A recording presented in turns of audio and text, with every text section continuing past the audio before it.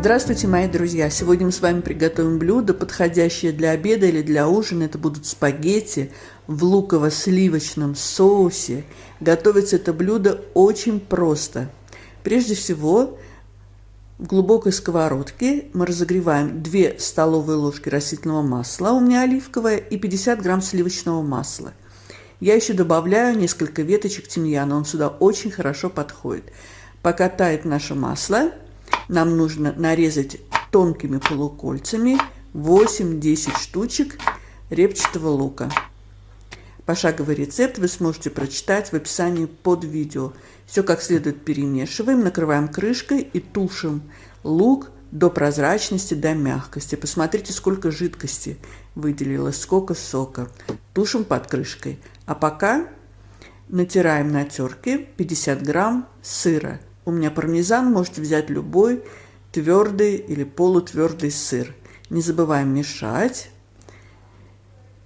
Измельчаем также 3 зубчика чеснока. Друзья мои, если вам нравится видео, ставьте лайк, это поможет продвижению видео, его увидит большее количество зрителей.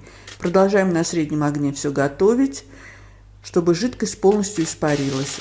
Убрала я веточки тимьяна, они здесь уже больше не нужны, и начинаем обжаривать наш лук до золотистого такого вот карамельного цвета. Теперь добавляем 250 мл сливок, у меня 15% жирности, пол чайной ложки черного перца, чайную ложку соли и щепотку мускатного ореха, измельченный чеснок и натертый сыр. Все перемешиваем, 2-3 минуты прогреваем. Наш соус готов. Теперь варим спагетти. В кипящую воду добавляем чайную ложку соли и варим спагетти так, как указано на упаковке от производителя. Спагетти готовы. Я немножко отлила воды, в которой варились спагетти, слила воду.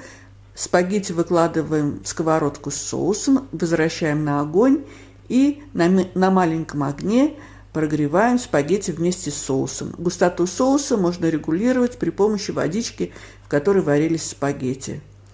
Все у нас готово, накрываем крышкой, выключаем огонь и даем блюдо настояться 5-10 минут. Наше блюдо готово, вы не представляете, какой стоит аромат. Это блюдо так вкусно пахнет, обязательно посыпать уже прямо в тарелку с сыром тертым. Пробуем. Друзья мои, приготовьте, это так просто и так вкусно.